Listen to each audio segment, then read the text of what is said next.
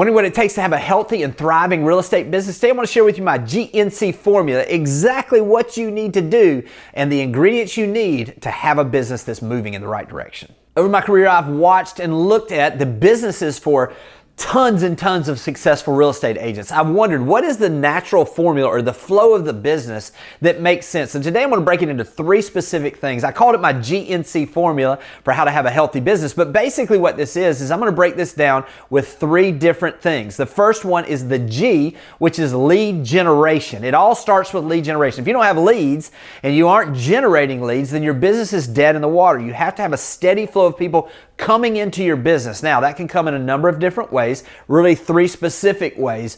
The first one is that you can actually have organic leads coming in. These are leads that are coming from social media posts you're doing. This is stuff that's coming from, maybe you're spending a little money, but it's geographical farming. You're sitting open houses. You're making calls. These are things that aren't costing you money, but they're coming in.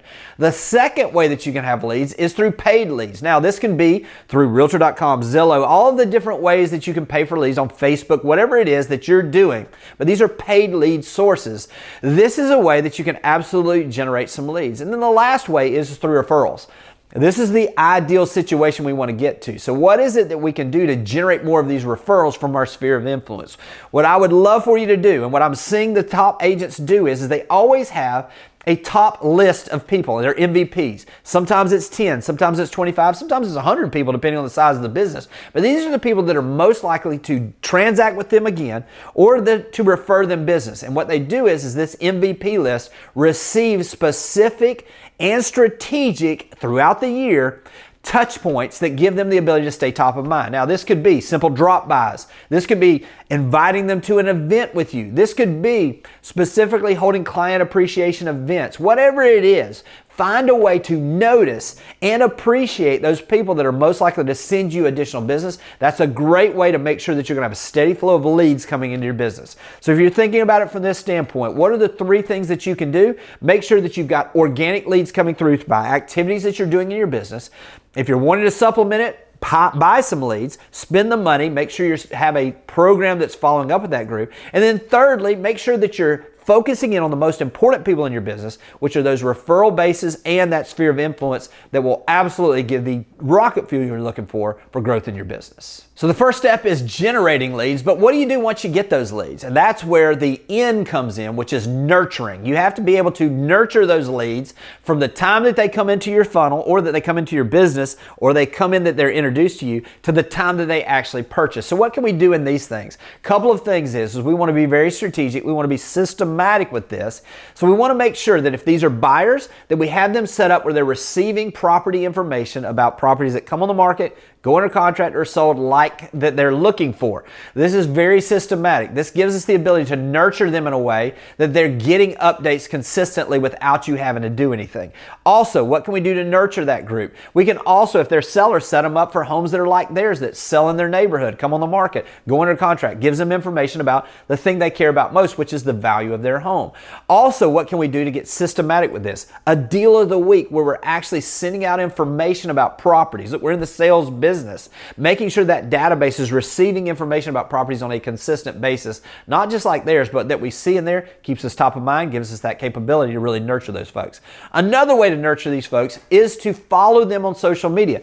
You can go in and make sure that you're following, you're commenting, you're DMing, that you're being a part of what's happening with them. This is a way to bridge from being just a person that they are looking at as a realtor to someone who becomes a friend and a trusted advisor. So make sure you're bridging and you're nurturing those folks by utilizing the time that you're spending. Don't just mindlessly be out there scrolling on social media. Use it purposefully to be connecting with those folks that are in there that you're nurturing that have come into your database.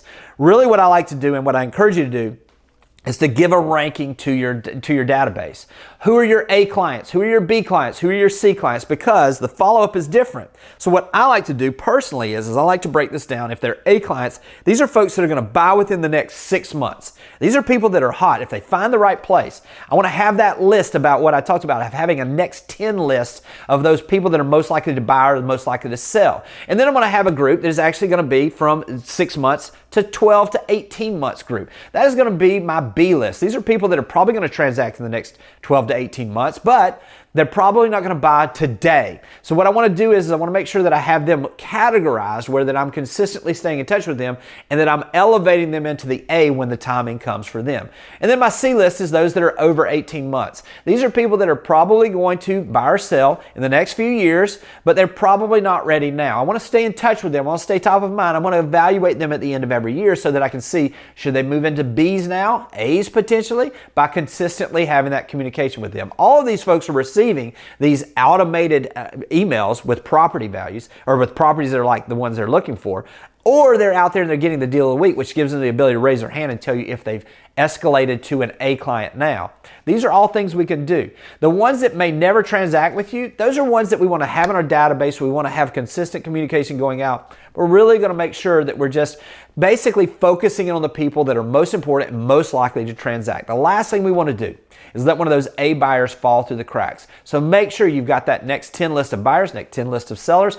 Focus in on that group, communicating to them consistently on a weekly basis in a personal way, and that's where you're going to see some difference there. So our GNC stands for obviously being out there and generating leads, also nurturing those leads, but the C stands for the most important part, which is converting them to closings. So what is it that you're doing to take those folks that have been nurtured, that are in that A list, and moving them into the conversion portion? Now, here's the thing is once we get them under contract, now is the most important time, because that time between contract and close is critical. And the environment we're in today, it's becoming more and more difficult to get it through there. There's more and more problems. You need to be a problem solver during that process. You need to elevate your communication to a daily basis in some cases, so that you make sure that you're staying in contact with those folks and you're making it the smoothest transaction that you possibly can, because that smooth transaction is what will lead to additional transactions in the future. So what are you doing once you get in this conversion mode? You're making sure that you're communicating in that clear fashion. You're telling them what's coming next. You see, if they understand what's coming next, they can anticipate this. It's like we're almost forward pacing a little bit, so that before a problem arises, we're letting them know, hey, just want to let you know, we've got 14 days to get this home inspection done. Here's what's going to happen. Once we get the home inspection back, we're going to see things that actually need to be done. So we've got to, based on the contract we did, we have the ability to either cancel the contract, we have the ability to accept it the way it is, and then also, if it's more than what we anticipated, we do have the ability to come back in and negotiate. You see, you're forward pacing this. Before they get a report that shows them a bunch of repairs, you've already prepared them for what their options are. It doesn't surprise them as much. It gives you the ability to communicate through this process while you're converting them to a closing that leads to additional business. You see, if you stay focused on generating leads, nurturing leads, converting leads, then we move into what's truly important, which is the follow-up after the sale. You see, once we've done this gets us a healthy business, but what do we do to take it to the next level? Now is where we turn those first transactions that we've had into multiple referrals, multiple transactions.